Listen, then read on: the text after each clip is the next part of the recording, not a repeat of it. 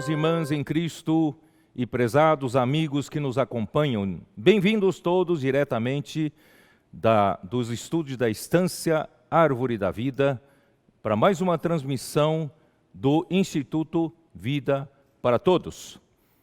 Lembrando todos que hoje é o primeiro dia da semana, é o dia de nós honrarmos com o Senhor com nossos bens. Não se esqueçam, das ofertas que estão aí no QR Code ou no seu celular, lembrando-se de que hoje vamos lembrar do Dia do Missionário Internacional, para nós honrarmos os nossos obreiros que estão em diferentes continentes, longe dos seus lares, trabalhando para a pregação do Evangelho do Reino. E também não se esqueça ainda, nós, graças ao Senhor, os irmãos estão sendo muito fiéis, mas ainda lembramos da oferta para a Venezuela, só para lembrar os irmãos que além da Venezuela, nós temos uma outra necessidade ali na região, também usamos esse dinheiro, portanto, seria bom que sobejasse um pouco, para que nós pudéssemos socorrer também ali na região.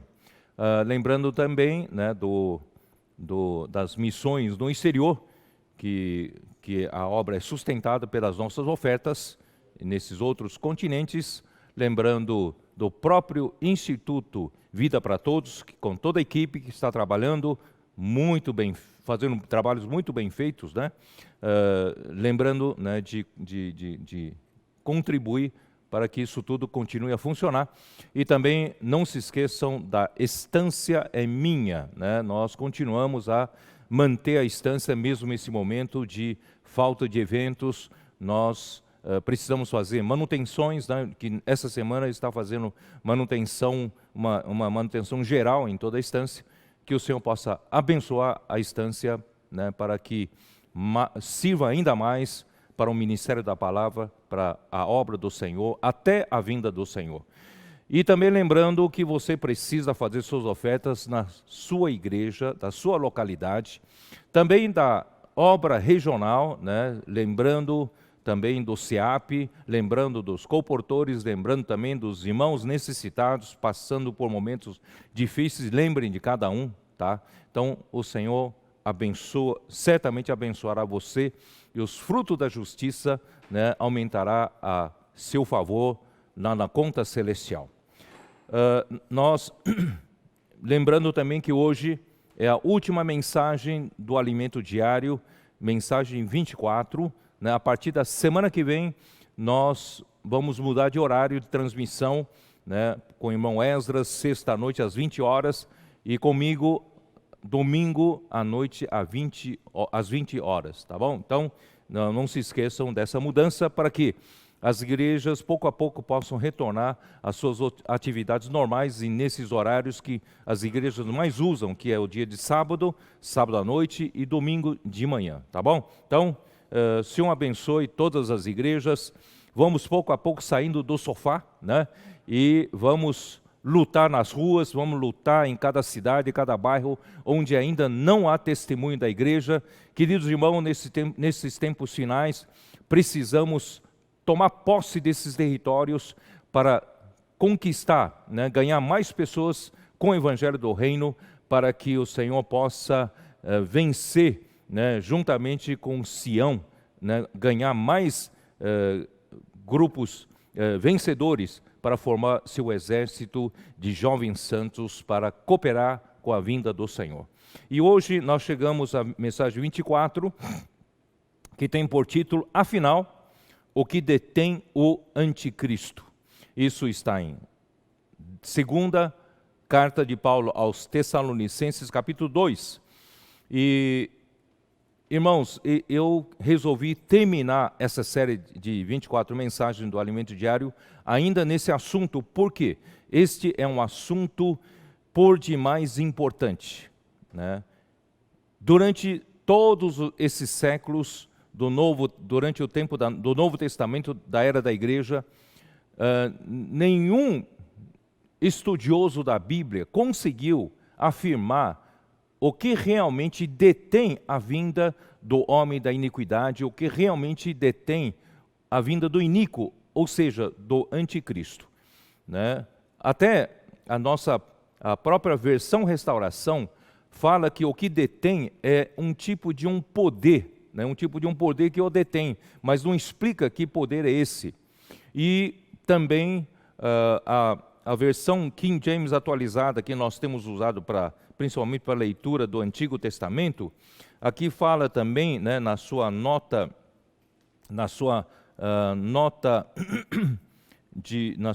4 de 2 Tessalonicenses 2, aqui diz assim: os biblistas em todo o mundo, até nossos dias, ainda não chegaram a uma definição unânime sobre o que Paulo desejava comunicar com a expressão grega o que o está detendo. Isto é, durante esses 20 séculos da era da igreja, nós não tivemos uma explicação definitiva sobre o que afinal detém a vinda do anticristo.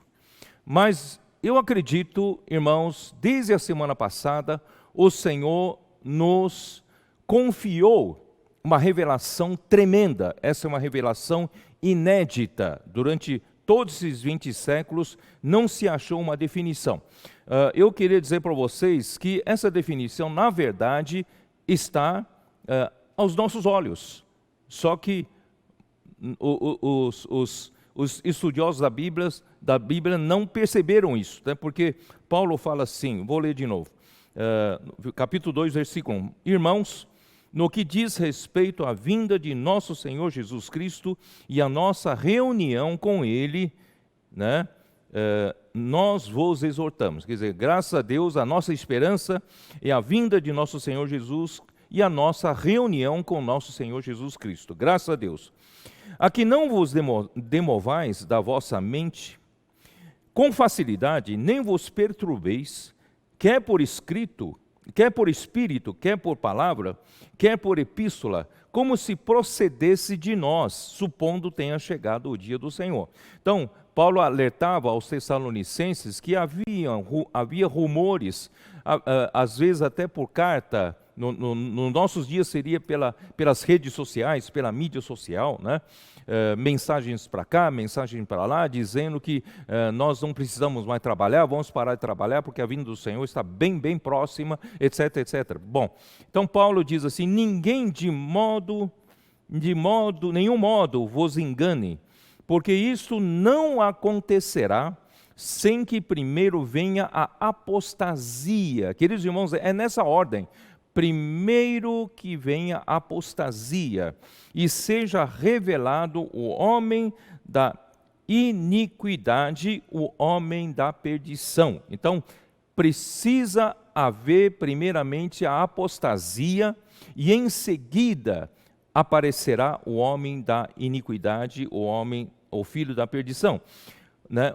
Qual é a característica desse homem da iniquidade? O qual se opõe e se levanta contra tudo que se chama Deus ou é objeto de culto, a ponto de assentar-se no santuário de Deus, assentando-se como se fosse o próprio Deus. Quer dizer, esse homem da iniquidade, na verdade, ele é um comandado daquele arcanjo que caiu, que desejava galgar posições, mais posições, queria estar acima, não é isso? Acima dos anjos, ele queria galgar a primeira posição e não contente com isso, não tinha mais ninguém acima dele, então ele queria galgar a posição de Deus, ele queria ser igual a Deus, né? Então, esse anticristo que virá, na verdade, é uma corporificação, né, desse arcanjo Satanás, que se tornou adversário de Deus. Mas aqui no versículo 5 diz assim: não vos recordais que ainda convosco eu costumava dizer-vos estas coisas? Quer dizer, Paulo, ele passou, né, o tempo que esteve com os Tessalonicenses, ele falou dessas coisas, e no versículo 6 mostra como é óbvio, né? O que detém o anticristo é óbvio, no versículo 6. E agora sabeis o que o detém. Quer dizer, os Tessalonicenses sabiam o que o detém. para que ele seja revelado somente em ocasião própria. Quer dizer, Deus tem um tempo determinado para a aparição desse anticristo, do homem da iniquidade, mas os tessalonicenses sabiam o que, né, os detinha. Portanto, né, irmãos, eu queria mostrar para vocês que isso, de certa forma, está diante dos nossos olhos. É muito óbvio, mas é tão óbvio que é um ovo de Colombo, né, que ninguém percebeu. Tá? Então, aqui diz, com efeito, o mistério da iniquidade já opera e aguarda somente que seja afastado aquele que agora o detém. Tem alguma coisa que detém o homem da iniquidade, o iníquo. Detém o iníquo, o que detém o iníquo precisa ser afastado para que o iníquo possa aparecer. Então será de fato revelado o iníquo, a quem o Senhor Jesus matará com o sopro de sua boca e o destruirá pela revelação de sua vinda. Então, queridos irmãos, a palavra iníquo, né, a iniquidade é anomia. Anomia é sem lei, destituído de lei, né? É a condição de quem não cumpre a lei, de quem despreza a lei e a viola a lei, tá? E o iníquo é anomos. Anomos é alguém sem lei e alguém que desrespeita a lei, tá?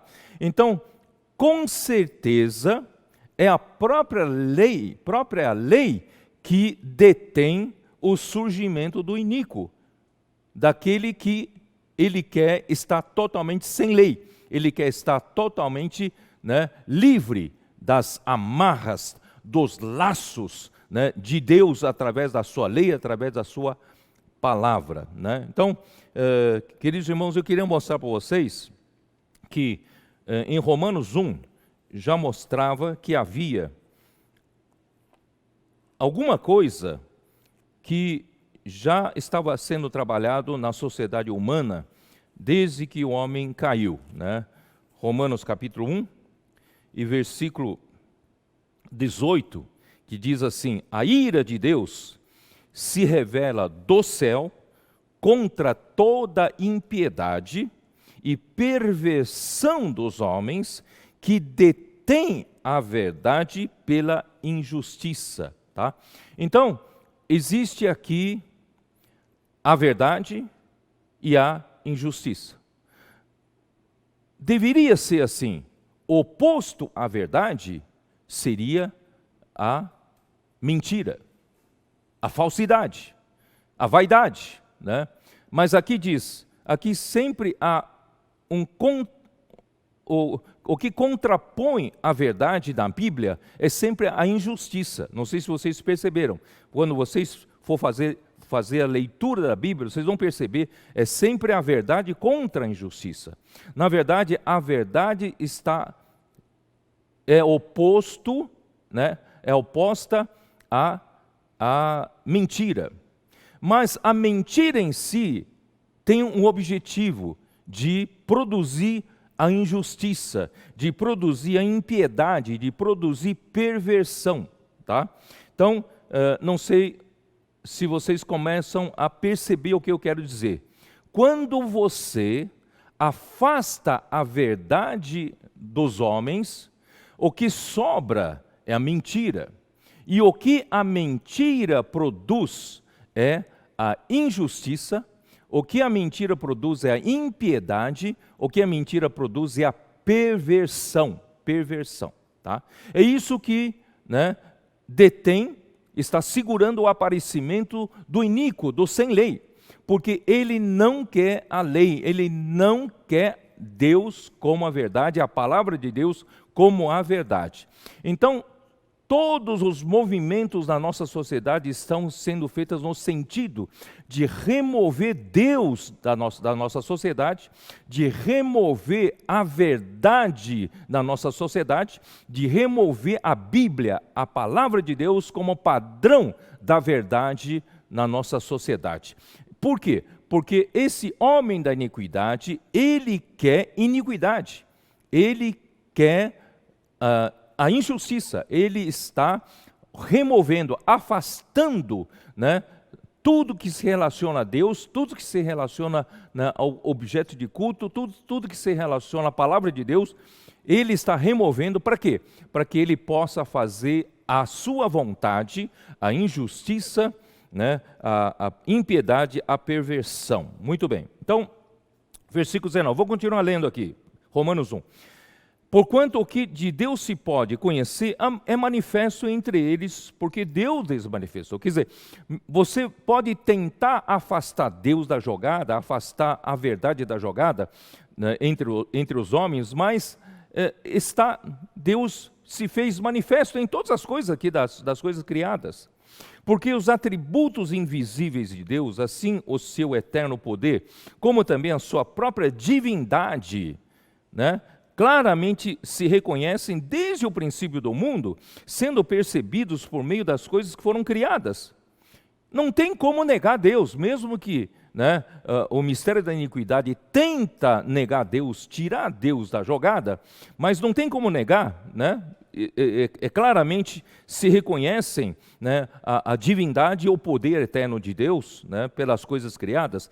Tais homens são, por isso, indesculpáveis, porquanto, tendo conhecimento de Deus, não o glorificaram como Deus, nem lhe deram graças, antes se tornaram nulos em seus próprios raciocínios. Quer dizer, a hora que você tira Deus da sociedade, tira Deus do homem, a hora que você tira a verdade do homem, o que resta é, os homens se tornam nulos, zero, não tem nada nos seus próprios raciocínios. Quer dizer, a verdade é a única coisa consistente nesse universo. A hora que você tira a verdade, o que sobra na nossa cabeça é zero, é nulo. Os nossos raciocínios se tornam nulos, obscurecendo-lhes o coração insensato. Vem as trevas, não tem luz, o homem não sabe, né, para onde vai. Muito bem, inculcando-se, aí o homem vai se fazer por sábio, mas tornam-se louco, né? O homem torna-se louco cada vez mais. As loucuras, irmãos, estão acontecendo na nossa sociedade até a vinda do Senhor. E mudaram a glória de Deus incorruptível em semelhança de imagem do corruptível, bem como de aves, quadrúpedes, né, e répteis. Quer dizer, isso começou a introduzir adoração a ídolos, adoração a homens, né? Então, por isso Deus entregou tais homens à imundícia pela concupiscência de seu próprio coração, para desonrarem o seu corpo entre si. Quer dizer, quando você remove a verdade da humanidade, né, e o homem então começa a sofrer consequências de falta da verdade e começam a desonrar o seu corpo entre si, pois eles mudaram a verdade de Deus em mentira. Essa é a consequência, mudar a verdade de Deus em mentira, adorando e servindo a criatura em lugar do Criador, o qual é bendito eternamente. Amém. Desde que Satanás se rebelou contra Deus, ele quer ser adorado. Então, para que ele seja adorado, ele começou a fazer um movimento para que alguns homens levantassem reinos e governos humanos para serem adorados. Os homens, em lugar de adorarem a Deus, passam a adorar homem. Na verdade, indiretamente estariam adorando a Satanás. E começou a criar ídolos, né, no meio dos homens para adoração. Por causa disso, os entregou Deus a paixões infames, porque até as mulheres mudaram o modo natural de suas relações íntimas por outro contrário à natureza. Isso tudo é consequência da humanidade afastar a verdade e adotar a mentira, né? E aí isso dá como resultado toda sorte de perversão, toda sorte de impiedade, toda sorte de injustiça. Semelhantemente, né, os homens, também deixando o contato natural da mulher, se inflamaram mutuamente em sua sensualidade, cometendo tropeza, homens com homens, e recebendo em si mesmo a merecida punição do seu erro. Tá? Então, eu gostaria de ler aqui, uma nota de rodapé aqui, do King James atualizada, aqui em Romanos 1, na nota 10, né? Vou colocar aqui assim, ó. Não tenho tempo de ler todo, né? Vou ler no finalzinho, últimas 4 linhas da nota 10. Deus, observando a decisão humana de se afastar da sua presença e conselhos, entrega os pecadores à sua própria volúpia pecaminosa e à liberdade ansiada. Entretanto, esses se tornam escravos de si mesmos e dos que pensam de igual modo. Deus remove as restrições divinas que protegem a humanidade dos piores sofrimentos decorrentes da libertinagem e das coisas mais horríveis. Lendo a nota 11, as antigas sociedades gregas e romanas não apenas aceitavam o homossexualismo e a pederastia, mas exaltavam essas práticas como uma expressão de afeição superior ao amor heterossexual. As práticas homossexuais eram comuns também em todo o mundo semítico. Entretanto, para os judeus, sempre foi uma abominação. A prática homossexual não é uma doença, né, podendo originar várias mentais e físicas. É o resultado do pecado do afastamento de Deus, muitas vezes, né, influenciados com todos os pecados pelos ardis do diabo e dos seus demônios. Tá? Então, eu não vou continuar lendo aqui, mas é para mostrar para vocês que tudo isso é a consequência de não se ter a lei de Deus, não se ter a verdade de Deus como referência, né? E os homens começam de mal para pior, até a total destruição de si mesmo, né? A impiedade e a perversão cada vez maior.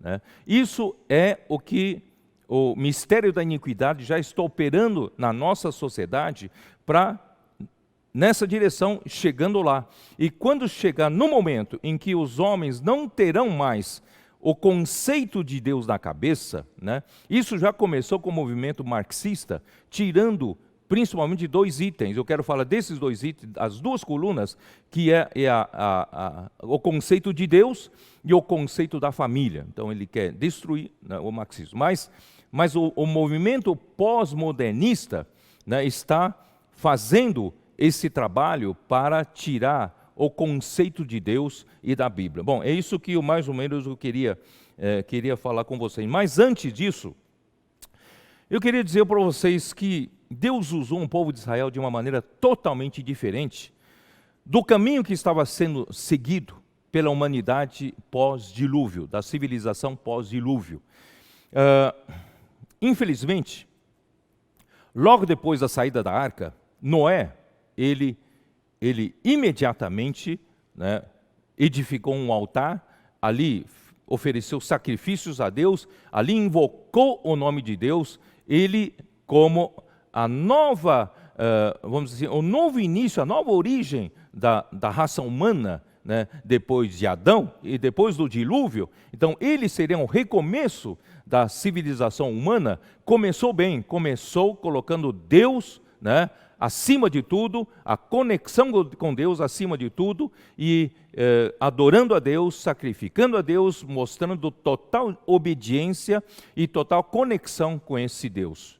Todavia, não muito tempo depois, esse mundo se tornou um mundo de idolatria, né? Começando com Nimrod, depois disso. E quando Abraão, né, ele nasceu e viveu, ele já viveu numa terra de ídolos, cheio de ídolos, que os homens, em lugar de adorar o Deus único, eles, pelo trabalho, né, do mistério da iniquidade, na verdade, já operava lá. Então, fez com que a humanidade deixasse de adorar o Deus único, invocasse o seu nome. Pelo contrário, os homens adoravam a muitos ídolos, né? E todas as nações daquela época, seja Egito, uma nação muito forte, como a própria Babilônia ou como a Síria, eram reinos muito fortes, mas eram países totalmente politeístas, adoradores de ídolos. Portanto, já na época de Abraão, já não havia, né, quem adorasse ao Deus único. Eles não teriam mais esse conceito do Deus único. Mas graças a Deus, Deus foi chamar Abraão, né? E Abraão era um homem que não estava satisfeito com a sua geração. Ele passou, né, se você tivesse oportunidade de ler a história, né, até mesmo escrito pelo Joséfo, você pode ver que ele era alguém inconformado com a adoração de ídolos. Ele colocava no seu coração que certamente existe um Deus que governa toda a situação. O sol levanta, o sol se põe, sempre seguindo a mesma lei. A lua aparece, a lua vai embora, quer dizer, toda a natureza é controlada por um Deus único e verdadeiro. E ele cria nisso, é por isso que Deus foi chamá-lo. Então Deus chamou a ele e dele veio a descendência, né, de Israel. Israel, então, se tornou um povo. Infelizmente, Israel foi para o Egito, ficou escravizado nos últimos anos no Egito, e Deus então tirou esse povo do Egito, né, e Deus queria fazer desse povo um povo diferente. Finalmente, Deus poderia contar com um povo que o conhecesse, que adorasse o Deus único, porque todas as nações da época não conheciam o Deus único, só conheciam os ídolos e deuses falsos. Então, outro dia, eu estava lendo com o meu neto. Vocês sabem que a melhor forma de você salvar a nova geração, porque Satanás, ele talvez não consiga mexer muito com a sua mentalidade, com o seu conceito, porque você já é um adulto, né? Ele consegue te mudar um pouco, mas não te mudar de uma forma radical. Então, ele está trabalhando principalmente na nova geração, através da educação, através da cultura, através da arte, né? Através da mídia, através da política e através da economia. Quer dizer, ele tem domínio, ele é o príncipe desse mundo, né? Ele está trabalhando principalmente na mentalidade das nossas crianças, dos nossos adolescentes e dos nossos jovens. E nossas crianças, adolescentes, jovens são vulneráveis a esse tipo de trabalho, né? Então, melhor coisa, queridos irmãos, se você tem um filho nessa idade, se você tem um neto nessa idade, como eu tenho um neto nessa idade, eu tenho um neto de 12 anos de idade, eu resolvi ler a Bíblia juntamente com ele. Irmãos, não adianta ficar dando conselhos se ele não tem uma referência. Então, eu quero que ele tenha uma referência, a Bíblia como sua referência da verdade. Então, eu estou lendo um capítulo cada dia com ele. E ele lê, eu leio, explico rapidamente para que esse conceito da verdade, conceito da Bíblia esteja constituído, né, na criança. Depois, amanhã fica mais difícil alguém trabalhar mentira nessa criança. Então, lendo com meu neto, chegamos a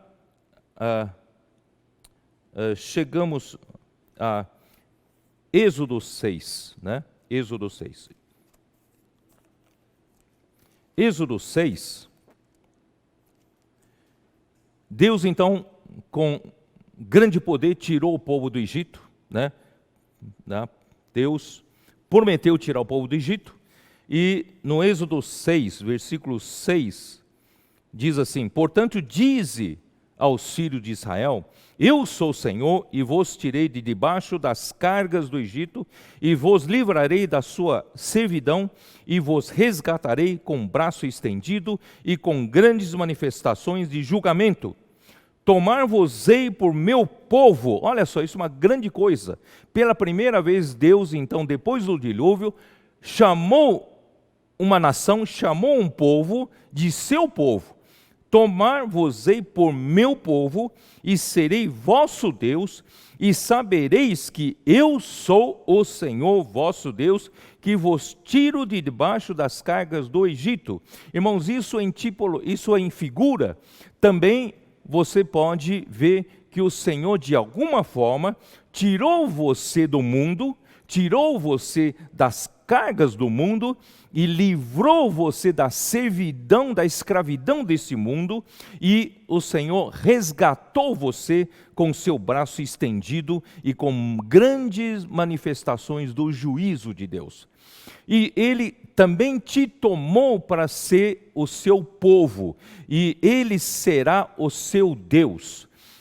Sabereis que eu sou o Senhor, porque até então as nações não conheciam o único Deus, o único Senhor. E sabereis que eu sou o Senhor vosso Deus, que vos tiro debaixo das cargas do Egito, e vos levarei à terra a qual jurei dar a Abraão, a Isaque e a Jacó, e vou-la darei como possessão. Eu sou o Senhor. Finalmente, havia um povo aqui na terra que Deus chamou de seu povo, e Deus queria ser o seu Deus, e Deus então tirou o seu povo para que esse povo, sim, conhecesse o Senhor Yahvé, o Senhor Deus. Queria que conhecesse, porque a humanidade já não conhecia mais o Senhor. A humanidade toda só conheciam ídolos, adoravam a ídolos, mas Deus fez um trabalho para ganhar um povo, e hoje Ele fez esse trabalho entre nós, tá bom? Bom, então a idolatria era presente em todas as nações. Só para provar isso, Josué 2, leia, Josué 2:12.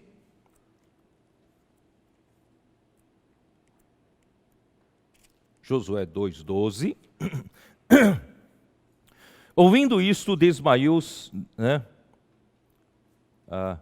Desmaiou seu coração, e ninguém mais há ânimo algum por causa da vossa presença, porque o Senhor vosso Deus é Deus em cima nos céus e embaixo na terra. Deus, só existe esse Deus, né? Se alguém quer tirar, né, o Deus da jogada, da sociedade humana, fique você sabendo que o Senhor, Ele é Deus em cima nos céus e embaixo na terra. Primeiro Samuel, capítulo 8, versículo 8, né?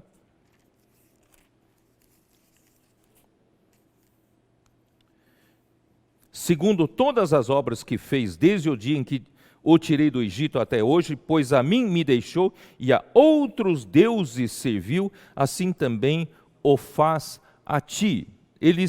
Até Israel serviu a outros deuses, né? Então, todos os povos naquela região serviam a outros deuses. 1 Reis 9:9. Respondeu Sileá: por que deixaram o Senhor seu Deus, que tirou da terra do Egito os seus pais, e se apegaram a outros deuses, e os adoraram e os serviram? Por isso trouxe o Senhor sobre eles todo esse mal. O homem tem uma tendência de servir a outros deuses. Isso tudo está, na verdade, dentro de nós, o veneno que foi injetado em nós. 2 Reis 17:7.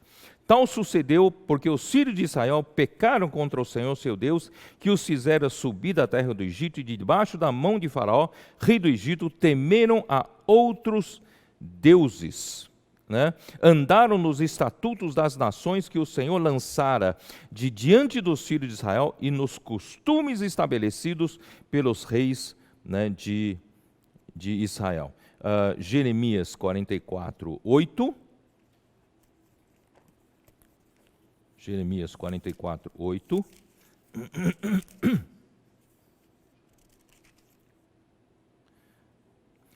Por que me irritais com as obras das vossas mãos, queimando incenso a outros deuses na terra do Egito?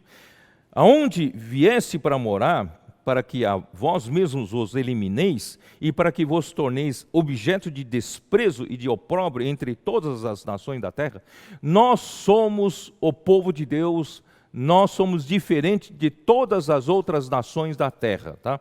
Portanto, esse povo seria diferente de todos os deuses da terra, né? Eles seriam o povo de propriedade exclusiva de Deus. Isso está em Êxodo 19, né? 19, versículo 4. Tendes visto o que fiz aos egípcios, como vos levei sobre asas de águia e vos cheguei a mim. Agora, pois, se diligentemente ouvides a minha voz e guardardes a minha aliança, então sereis a minha propriedade peculiar dentre todos os povos, porque toda a terra é minha. Vós me sereis reino de sacerdotes e nação santa. São estas palavras que falarás aos filhos de Israel. Quer dizer, o povo de Israel foi separado, tirado do Egito para ser o povo de Deus e Deus ser o Deus desse povo, e esse povo será um reino de sacerdote, um reino que todos servem ao Senhor e não a outros deuses, né? Então, queridos irmãos, essa é uma sombra da igreja. Hoje o Senhor nos resgatou do Egito, do mundo, e o Senhor nos constituiu o seu povo aqui na igreja, na era da igreja. Nós temos o Senhor como nosso Deus, que nós queremos conhecer e prosseguir em conhecer o Senhor através da sua palavra. Ontem o irmão Esdra deu uma excelente palavra. Essa palavra, queridos irmãos, é para nós conhecermos melhor o Senhor e para confirmar que o Senhor, nosso Deus, Ele vai nos levar até a terra de Canaã que Ele nos prometeu. Muito bem. Em seguida, né, no capítulo 20 de Êxodo, então Deus deu, através de Moisés, os seus 10 mandamentos. Os 10 mandamentos seria a constituição dessa nova nação, a constituição do reino de Israel. E depois dos 10 mandamentos, né, passou, né, a partir do capítulo 21 de Êxodo, passou a dar as suas leis. Tem seus 10 mandamentos com a constituição e também as leis. Eu vou ler rapidamente. Tem a lei sobre o altar, a lei acerca dos escravos hebreus, a lei acerca de homicídios, a lei acerca de violência e acidentes, a lei acerca da propriedade, sobre roubos e prejuízos, leis civis e religiosas, leis acerca do exercício da justiça, testemunho falso e injúria, leis acerca de deveres dos juízes, leis acerca do descanso sábado, leis acerca das festas anuais e promessas acerca de Canaã, de irmos para Canaã. Portanto, era um povo que tinha Deus como seu rei, tinha Deus como seu soberano, e as leis que foram dadas para esse povo seguir a sua constituição são as leis totalmente de acordo com a natureza de Deus. Nosso Deus é um Deus único, é um Deus de amor, é um Deus de justiça, é um Deus de direito, né? Então, a sua natureza acaba sendo implantada, né, nas suas leis. E essas leis do povo de Israel acabou servindo de base até da justiça atual, né? Fazendo parte servindo de base para os direitos humanos e também servindo de base para os nossos direitos, os direitos do mundo ocidental. Isso, de certa forma, se torna, né, os laços que amarram, né, o surgimento do anticristo. Enfim, eles eram um povo de Deus com as leis promulgadas pelo Deus único e verdadeiro, é diferente de outros povos. A lei de Deus, pelo arranjo de Deus, acabou se tornando a base para a cultura e justiça ocidental. Isso se tornou um grande impedimento para o homem da iniquidade surgir, pois ele não respeitará a lei, não se sujeitará a nenhuma restrição da lei. O Ben-Gurion, vocês se lembram que o Ben-Gurion ele foi o fundador do Estado, né, de Israel em 1948.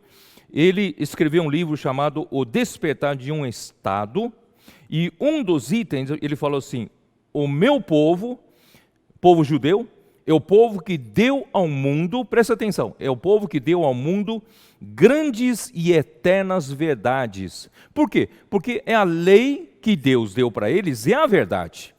E imperativos éticos, eles têm a verdade única, e a ética que surgia dessa verdade, porque Deus é um Deus justo.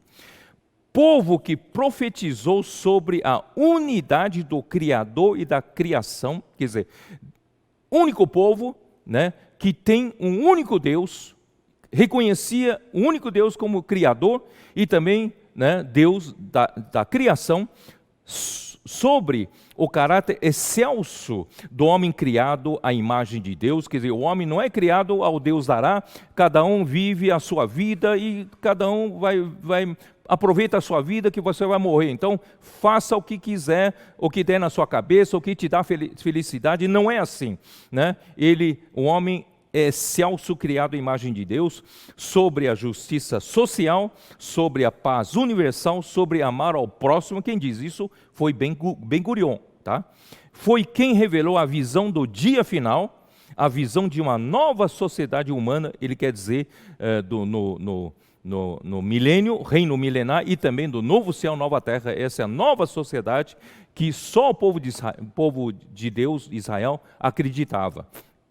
E Paulo, ele pregava em Atenas exatamente isso. Vamos dar uma olhada em Atos capítulo 17. Atos 17, versículos de 24 em diante. É o Deus que fez o mundo e tudo o que nele existe, sendo ele Senhor do céu e da terra, não habita em santuários feitos por mãos humanas. Eles falavam isso no meio dos atenienses, dos gregos, que adoravam deuses, sendo Zeus o seu principal deus e os demais deuses. Todos eles com defeitos, têm falhas, cometem pecados, cometem erros, né? Eles não têm conceito do único Deus, e eles então construíam templos para esses deuses, para ganhar favores desses deuses, mas eles não tinham conceito do Deus único que fez o mundo. Mas Paulo chegou a Atenas, teve a ousadia de pregar no meio de um povo idólatra, de um povo politeísta, diz assim: eu estou pregando a vocês o Deus que fez o mundo, e tudo o que nele existe, tudo é de Deus. Não pense que essas coisas são desses deuses que vocês adoram, não. Sendo ele Senhor do céu e da terra. E ele não habita em templo que vocês fazem para os deuses. Ele não habita por templos feitos por mãos humanas. Ele nem é servido por mãos humanas, como se de alguma coisa necessitasse. Pois ele mesmo é quem a todos dá vida. É ele que nos faz viver. Ele nos dá vida, ele nos dá respiração e tudo mais. Nós dependemos desse Deus único. Não seja enganado pela mentira de Satanás, queridos irmãos. Nós estamos vivendo num momento de grande engano, uma grande ilusão, né? Uma grande mentira. Satanás vai impor à nossa sociedade até o final dos tempos, para que puder libertar, né, para o surgimento de anticristo. Ele precisa libertar o homem dessa crença boba, julgam eles, né? Eles falam que a Bíblia, a base judaico-cristã, tudo isso é coisa ultrapassada, isso já é do passado. Nós vamos ter que criar uma nova era, uma nova maneira, uma nova justiça, um novo padrão, que não tem padrão, cada um faz o que quer. Queridos irmãos, isso é uma mentira, isso é um grande engano, é uma cilada do diabo. Nós não cremos nisso. De um só fez toda a raça humana. A raça humana veio todos de um só, de Adão. Deus criou Adão, né, para habitar sobre toda a face da terra, havendo fixado os tempos previamente estabelecidos e os limites da sua habitação. Deus é quem fixou. para buscarem a Deus. O objetivo disso é para buscarem a Deus, se porventura tateando o possa achar, bem que não está longe de cada um de vós, não está longe, Ele está perto de nós. Paulo diz em Romanos 10, está o quê? Ele está na sua boca, é só você crer no seu coração, que Deus o ressuscitou dentre os mortos, e você confessar com a sua boca, né, que Jesus é o Senhor, você achará esse Deus. Não só achará esse Deus entrará no seu espírito, você se conectará com Deus, queridos irmãos, é isso que Deus quer. Mas Satanás quer enganar o povo, tirar essa possibilidade do povo.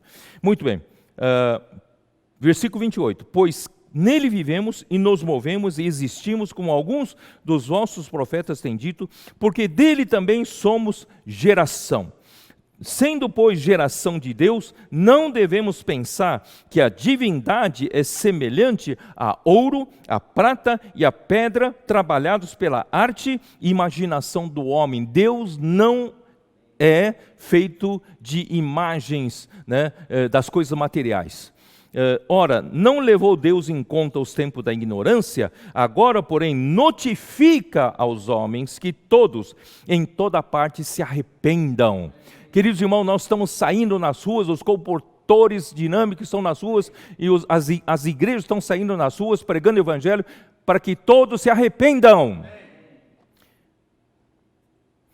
Porquanto estabeleceu um dia em que há de julgar o mundo, haverá um dia do juízo, com justiça, por meio de um varão que destinou e acreditou diante de todos, ressuscitando dentre os mortos. E esse varão é Jesus Cristo.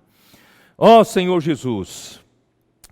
Bom, falado tudo isso, irmãos, a legislação brasileira, também baseada em disposições legais da lei que Deus deu a Israel, nos princípios dos direitos constitucional, direito penal, direito civil, comercial, trabalhista e processual. Incrível, irmãos, tem todos esses direitos, tudo isso é baseado na lei que Deus deu para o povo de Israel. Além do descanso de um dia a cada 7 dias, para a recuperação física do trabalhador, incorporado no direito constitucional e ao trabalhista, considerado por muitos como a contribuição mais original de Israel às leis do mundo. Há também a preocupação com a justiça, que é um ponto central da lei judaica, né? Ó Senhor Jesus, hoje vocês vão me dar licença, eu vou falar um pouquinho mais, tá bom? Então, Deuteronômio capítulo 1, dá uma olhada, Deuteronômio capítulo 1, como é a última mensagem do alimento diário, vocês têm um pouquinho mais de paciência, tá bom? Eu tenho muita coisa para falar com vocês. Capítulo 1, versículo 17.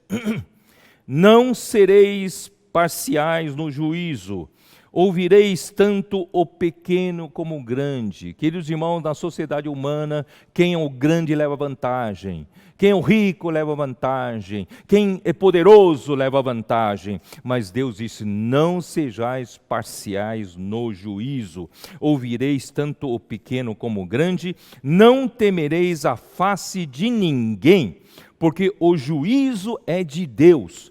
Porém, a causa que vos for demasiadamente difícil, fareis vir a mim, e eu a ouvirei. Deus então fará julgamentos, aquilo que não está escrito na lei, Deus fará julgamento, né? E também capítulo 16, Deuteronômio 16, dá uma olhada. 16, versículo 19. Não torcerás a justiça, não farás acepção de pessoas, nem tomarás suborno. Queridos irmãos, isso é tão difícil na justiça humana, né?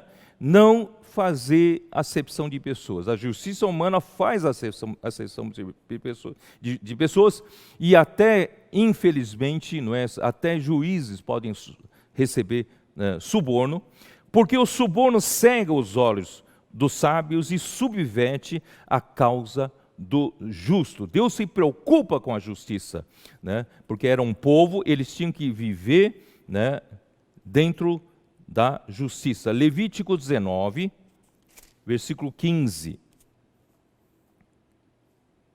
Não farás injustiça no juízo, nem favorecendo o pobre, nem comprazendo ao grande. com justiça julgarás o teu próximo. Às vezes, uns querem fazer, né, dizer, não, sempre a justiça tem favorecido o grande, eu então vou favorecer o pequeno. Também está errado. Não se pode favorecer nem o pobre e nem o grande, tá? Tem que fazer justiça. E isso nos leva ao direito também processual, ressaltando a necessidade de investigar, interrogar e inquirir. Está em Deuteronômio 13:14. Irmãos, eu faço questão de detalhar para você ver o quanto isso está arraigado já no nosso mundo secular, né? No direito do mundo secular, na Constituição brasileira. Deuteronômio 13:14 diz assim: então inquirirás, investigarás e com diligência perguntarás, e eis que se for verdade e certo que tal abominação se cometeu no meio de ti. Quer dizer, não se pode julgar levianamente, tem que fazer investigação, tem que fazer inquisição, tem que fazer com diligências para poder julgar. E capítulo 19 também de Deuteronômio fala a mesma coisa, 19:15, fala assim: uma só testemunha não se levantará contra alguém por qualquer iniquidade ou por qualquer pecado, seja qual for que cometer. Pelo depoimento de 2 ou 3 testemunhas se estabelecerá o fato. Não se pode condenar uma pessoa pelo testemunho de uma só pessoa. Isso para não cometer injustiça. Portanto, nosso Deus é um Deus justo, tá? Então, isso está no nosso direito processual, tá? E também a proibição de tomar em penhor pedras de moinho, produto necessário à subsistência, está em Deuteronômio 24, versículo 6. Dá uma olhada. 24, versículo 6. Isso tudo está no nosso direito. Versículo 6. Não se tomarão em penhor as duas mós, quer dizer, 2 pedras de baixo e de cima, tá? Para poder moer grãos. Onde eu estou? Nem apenas a de cima, porque você tem a pedra de baixo, se tomar a pedra de cima também não consegue moer. Pois se penhoraria assim a vida. Você está penhorando a subsistência, você está penhorando o produto necessário, né, para o seu trabalho de subsistência. Então, essa regra foi introduzida no Código do Processo Civil Brasileiro, que veta a penhora de instrumentos necessários ou úteis ao exercício de qualquer profissão. Tá? Então, eu só quis mencionar esses pequenos itens, só para você saber como a nossa justiça está baseada na justiça que Deus deu ao povo de Israel. Muito bem.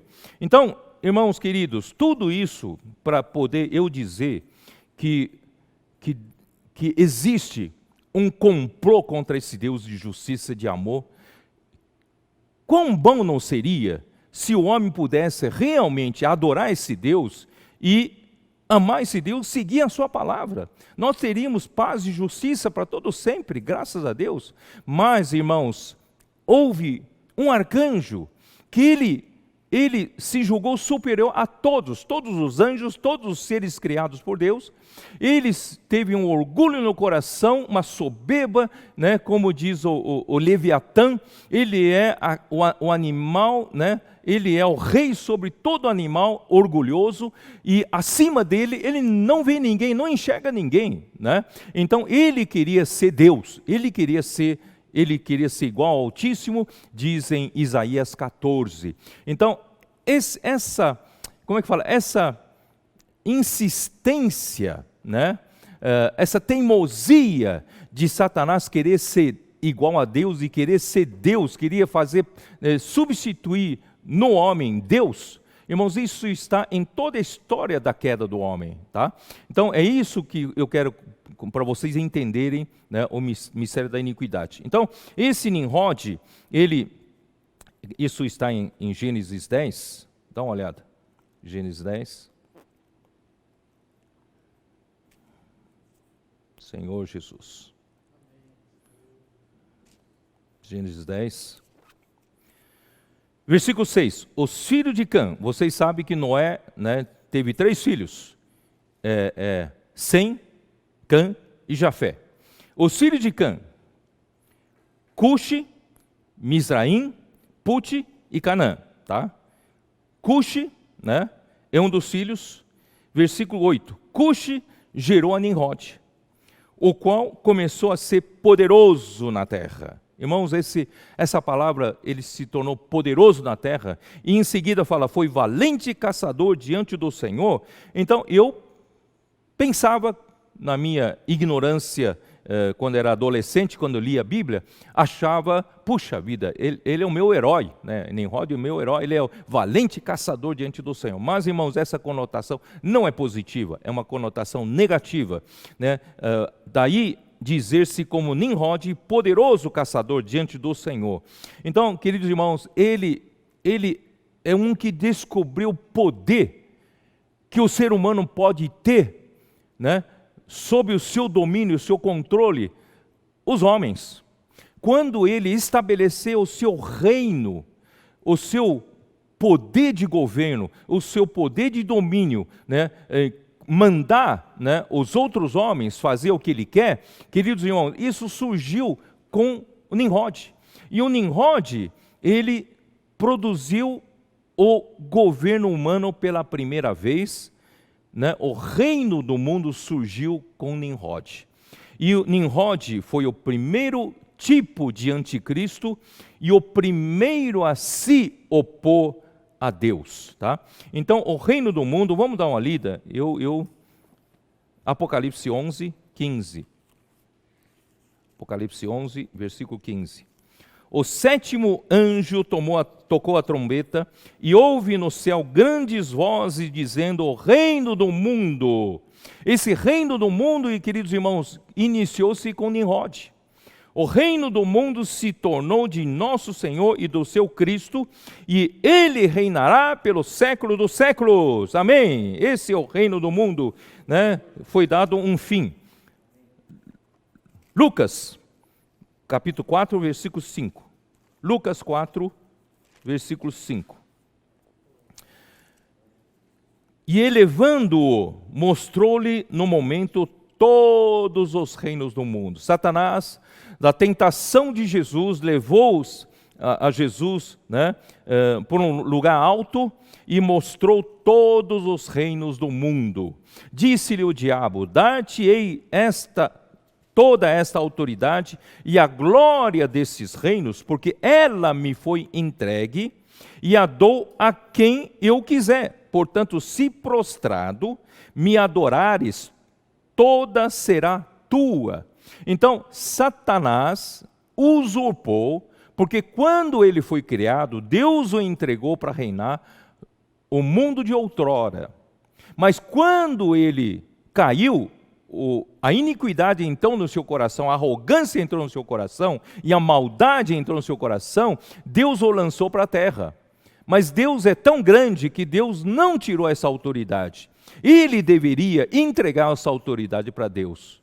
Então ele usurpou essa autoridade e fundou uma autoridade paralela à de Deus, que a Bíblia chama de autoridade das trevas, ou império das trevas.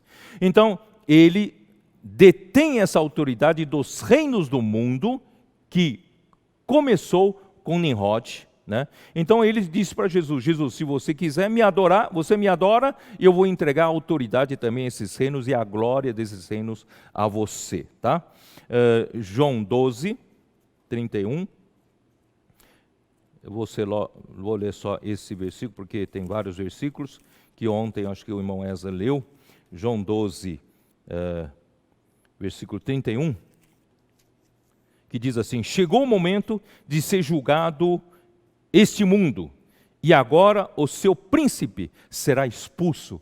Então Deus quer julgar este mundo, que começou com Nimrod, fundou um governo do mundo para se opor a Deus, né?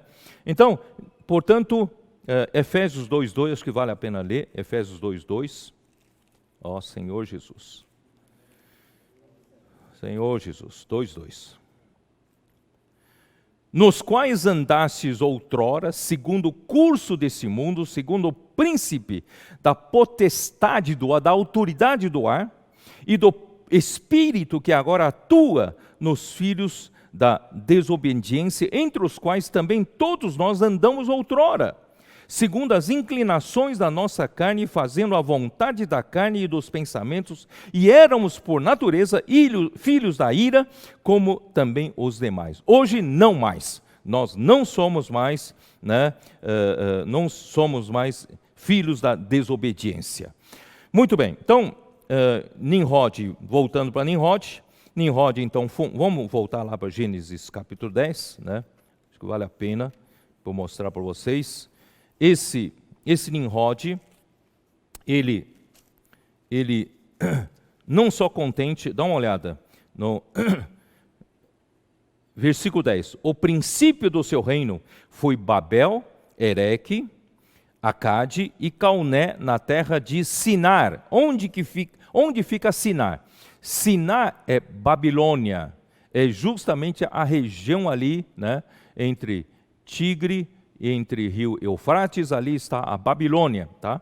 Então ele foi o primeiro a edificar essas cidades. Querido irmão, lembre-se, vocês devem notar que aqui não se refere de uma cidade, não é só Babel. De Babel, ele construiu várias outras cidades ali na mesma região, na região de Babilônia. E depois, não contente com isso, ele foi para a Síria. No versículo seguinte, daquela terra saiu ele para a Síria e edificou Nínive, Reobote, Ir e Calá, e entre Nínive e Calá a grande cidade de Rezém.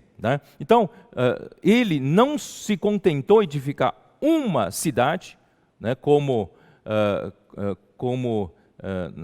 Caim edificou uma cidade ao seu filho, e aqui não, ele edificou várias cidades na região da Babilônia e várias cidades na região da Síria. Isso quer dizer o quê?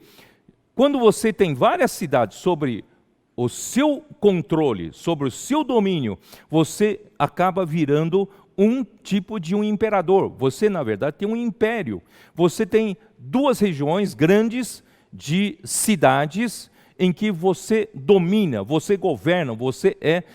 Por isso, Nimrod foi o primeiro tirano, foi o primeiro ditador na terra. E ele, então, fundou um reino, governo humano, em oposição a Deus. Ele dizia às pessoas sobre o seu governo que Deus, ele foi cruel com o homem, dizimou o homem com o dilúvio, e nós então não lhe devemos mais honra, ele não tem mais direito sobre nós, nós vamos seguir o nosso próprio rumo, o nosso próprio futuro está nas nossas mãos, nós não dependemos de Deus para nada. Irmãos, esse é o lema dele, do Nimrod, E mais do que isso, ele passou a ser deificado no seu reino, ele passou a ser Deus, o povo o adorava como Deus, isso foi a primeira vez, ostentando-se como se fosse o próprio Deus. Eu disse para você, isso é como é que fala? É uma obsessão de Satanás, querer ser igual a Deus. Isso eu quero voltar para 2 Tessalonicenses capítulo 2, novamente, onde nós lemos, ó Senhor Jesus, versículo 4, o qual se opõe e se levanta contra tudo que se chama Deus ou é objeto de culto, Objeto de culto, é isso, Ó Senhor, tudo que se chama Deus ou é objeto de adoração, a ponto de assentar-se ao santuário de Deus, ostentando-se como se fosse o próprio Deus. Irmãos, essa é a obsessão de Satanás, ele quer ser Deus, Isso também está em Isaías 14, dá uma olhada, Isaías 14, Senhor Jesus. Versículo 13 diz assim, tu dizias no teu coração, eu subirei ao céu, acima das estrelas de Deus exaltarei o meu trono, e no monte da congregação me assentarei nas extremidades do norte, eu quero ser o primeiro. subirei acima ainda das mais altas nuvens, não tem ninguém mais superior, né? Não há ninguém superior a mim. Eu serei semelhante ao Altíssimo, eu serei um Deus, como Deus Criador, né? Então, essa obsessão de Satanás, ele quer ser Deus. Daniel, capítulo 7.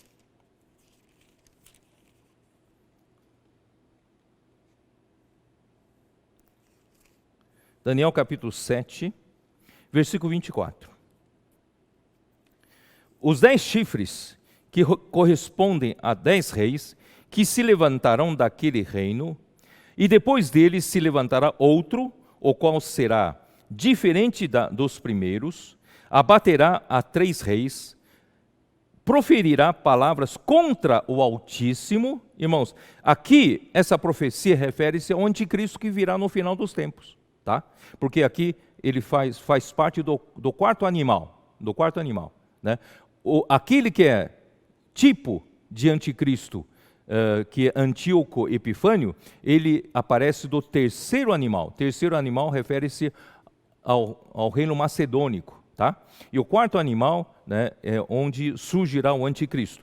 Então ele proferirá palavras contra Deus, contra o Altíssimo, ele magoará os santos do Altíssimo, ele magoará a igreja, ele magoará a nós, e cuidará também ao povo de Israel, e cuidará em mudar os tempos. Ele vai mudar os tempos das festas anuais que Deus estabeleceu, e a lei. Queridos irmãos, presta bem atenção, ele vai mudar a lei, ele vai remover a lei de Deus sobre a terra, sobre o céu, debaixo do céu. Ele quer estabelecer as suas próprias leis.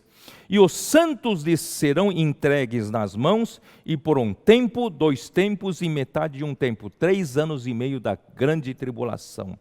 Mas, graças a Deus, mas depois se assentará o tribunal para lhe tirar o domínio, para o destruir ou consumir até o fim. Portanto, irmãos, não se preocupe, se a gente perseverar até o fim, lutar do lado de Deus, do lado da verdade, irmãos, Jesus, quando aparecer com o sopro da sua boca, ele vai matar esse iníquo. Portanto, não tenha medo do poder, do prodígio, da mentira, né? Versículo 27, o reino e o domínio e a majestade dos reinos debaixo de todo o céu serão dados a quem? Aos povos dos santos do Altíssimo. E o seu reino será reino eterno, e todos os domínios os servirão e lhe obedecerão. Capítulo 8, versículo 11. Capítulo 8, é isso, né? Capítulo 8, versículo 11. Onde está aqui? Sim, engrandeceu-se até ao príncipe do exército, dele tirou o sacrifício diário, e o lugar do seu santuário foi deitado abaixo. Aqui sim se refere ao Antíoco Epifânio. Ele é um tipo de anticristo, né? E aqui diz, sim, engrandeceu-se, né? Ele vai se tornar grande, engrandeceu-se até ao príncipe do exército. Sabe quem é esse príncipe do exército? Esse príncipe do exército é Deus. Ele vai se engrandecer até se tornar Deus. Essa é a obsessão de Satanás. Dele tirou o sacrifício diário, ele parou o sacrifício no templo, e o lugar do seu santuário foi deitado abaixo. Ele colocou nele um ídolo, né, o Zeus, profanando o templo e contaminando o templo. Isso vai acontecer na grande tribulação, no final dos tempos. Portanto, irmãos, não siga essa geração. Muito bem. O objetivo de Nimrod, voltando lá, o objetivo de Nimrod era formar um sistema único de governo mundial por vias de globalização, com um só povo, uma só língua, uma só religião, tudo controlado por ele, né? Sendo ele mesmo um Deus e os demais ídolos para adoração. É a mesma proposta do anticristo. A sua intenção era formar uma aliança com toda a humanidade contra Deus, uma evidente rebelião contra Deus. Irmãos, quando eu lia em Gênesis 11, na história da Torre de Babel, eu não entendia por que Deus se preocupava quando o homem construía aquela torre, e aquela torre é para tornar célebre o nome do homem. Eles afastaram totalmente o nome de Deus da jogada, eles querem colocar Deus totalmente para fora, se libertar dos laços de Deus, como eu li em Salmo 2, né? Versículo 3, eles querem se libertar dos laços, das algemas, qualquer ligação, qualquer conexão com Deus atrapalha eles, né? Então, eles construíram uma torre que chega até os céus, né? E tornar célebre o nosso nome para que não sejamos espalhados por toda a terra. E eu não entendia por que Deus se preocupava com isso, porque eu sou engenheiro civil, o homem pode construir torre que for, nunca vai chegar ao céu. Mas por que essa preocupação de Deus de confundir, né, a linguagem do homem? Porque ele diz assim, isto é apenas o começo, agora não haverá restrição para tudo o que intentam fazer. Vinde, desçamos e confundamos ali a sua linguagem, para que um não entenda a linguagem de outro.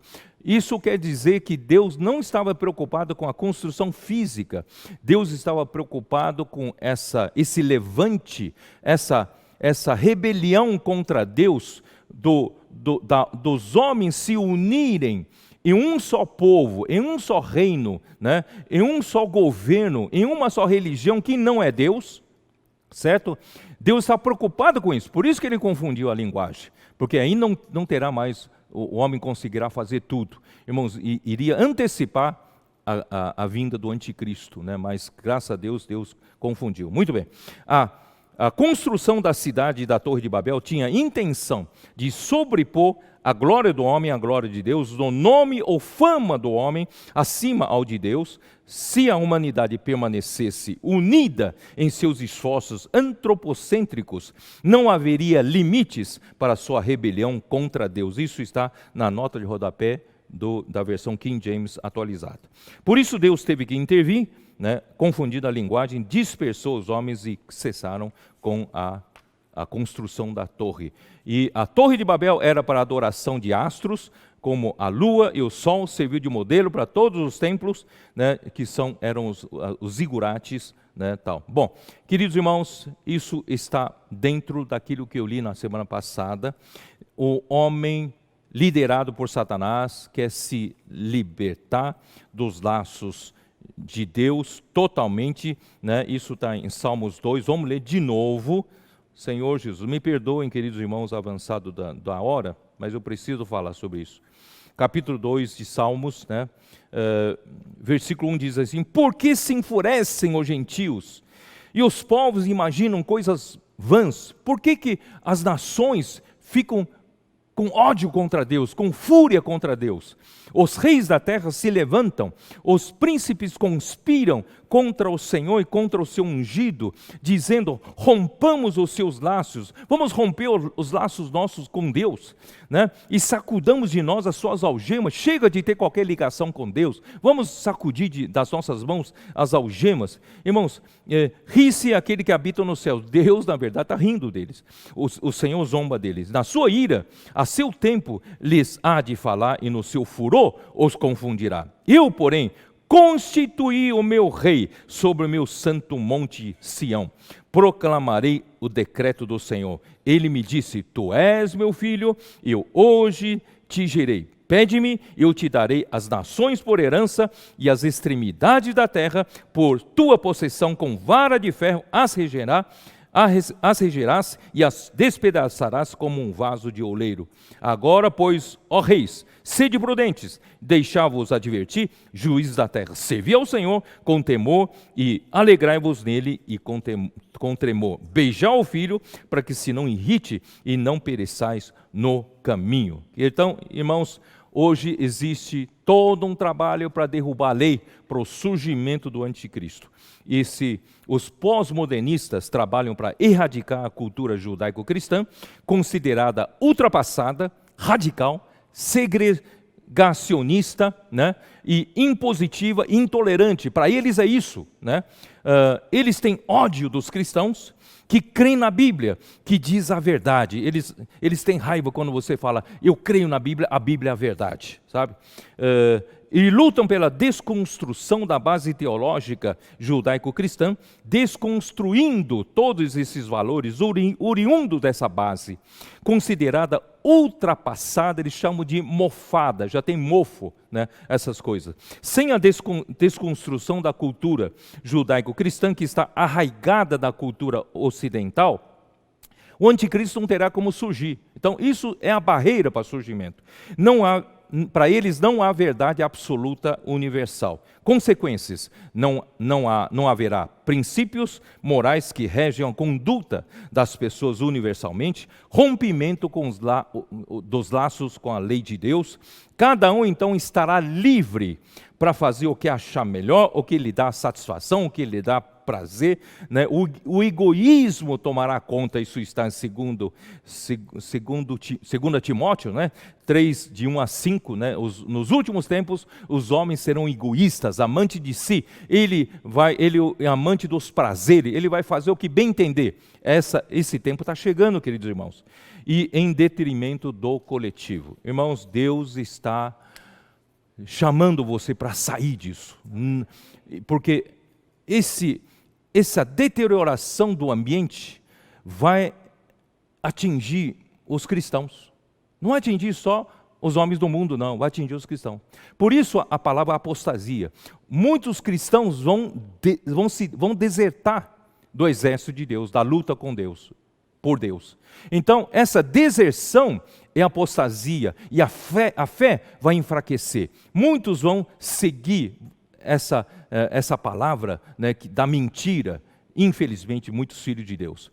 Queridos irmãos, a minha preocupação é firmar a igreja. A minha preocupação é que você esteja firme na verdade. A relativização dos valores destrói qualquer referência que balizem, né, julgamentos. Não tem como você julgar sem referência, porque não há verdade absoluta, resultando em sociedade sem lei. É para esse ponto que Satanás quer levar, destruindo qualquer valor moral ou ético que balize a humanidade, ou que, por fim, destruirá a família, a fé em Deus, a obediência à palavra, permitindo toda sorte de devassidão moral. Essas ideias estão sendo trabalhadas já nas escolas, nas universidades, na cultura, na mídia, nas redes sociais. Esse conceito está sendo passado debaixo do nosso nariz, né, desafiando e minando a fé cristã. Em resumo, essa é a apostasia, é a rebelião contra Deus e contra tudo o que procede de Deus. Queridos irmãos, como nós conseguimos vencer numa situação dessa? Nós precisamos, irmãos, seguir a estrutura da vida cristã, da vida da igreja, nós estaremos firmes. É a fé, o amor, a esperança. Eu já falei, não vou poder gastar mais tempo. A fé leva você a ter contato com a própria verdade. A fé leva você a ter acesso à hipóstase de Deus, à substância de Deus, o próprio ser de Deus, que é a única realidade universal, absoluta, não é isso? Permanente e fundamental. Isso os homens estão rejeitando, mas você não rejeita, eu não rejeito, e a fé não só nos leva à Bíblia como a verdade, a fé nos leva à própria verdade, que é Deus. E essa verdade vai nos encher de amor, e com esse amor, queridos irmãos, nós vamos lutar do lado de Deus, amando as pessoas, trazendo as pessoas para essa luta contra, né, toda essa revolução que estão fazendo. E no fim, irmãos, nós precisamos passar por muitas provações, muitos sofrimentos, porque isso, queridos irmãos, confirma a nossa fé. Os sofrimentos, irmãos, provam a nossa fé, como se refina ouro com fogo. O fogo são sofrimentos, tribulações, provações, irmãos.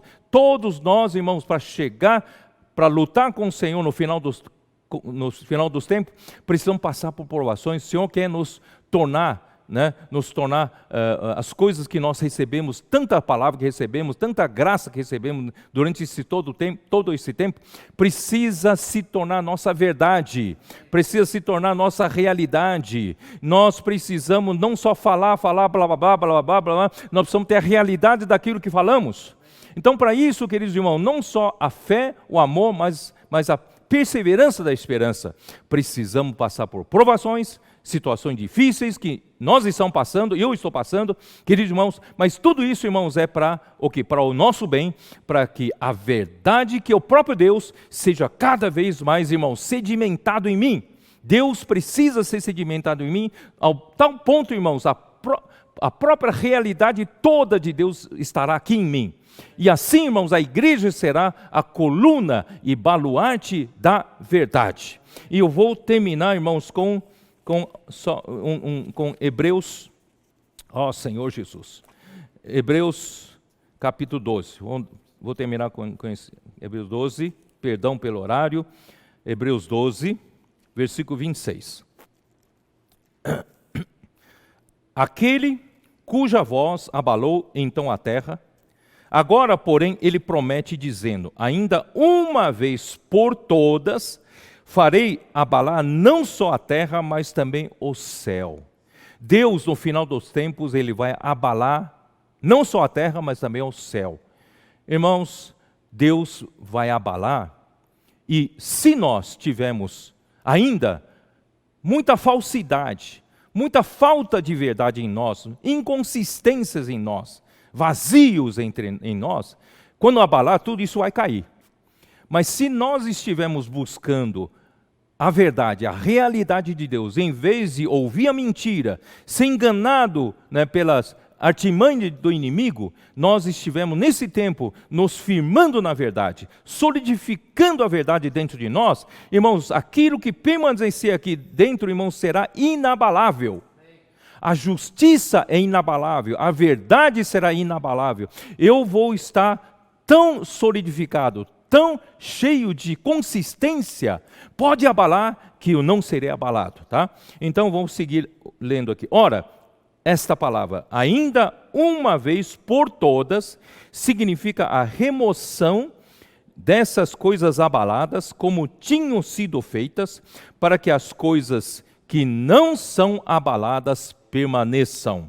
Por isso, recebendo nós um reino inabalável, porque esse reino será cheio de realidade, cheio de justiça e cheia de verdade, como tinham sido feitas para que as coisas que não são, onde eu estou, não, errei, Por isso, recebendo nós um reino inabalável, retenhamos a graça pela qual sirvamos a Deus de modo agradável, com reverência e santo temor, porque o nosso Deus é fogo consumidor.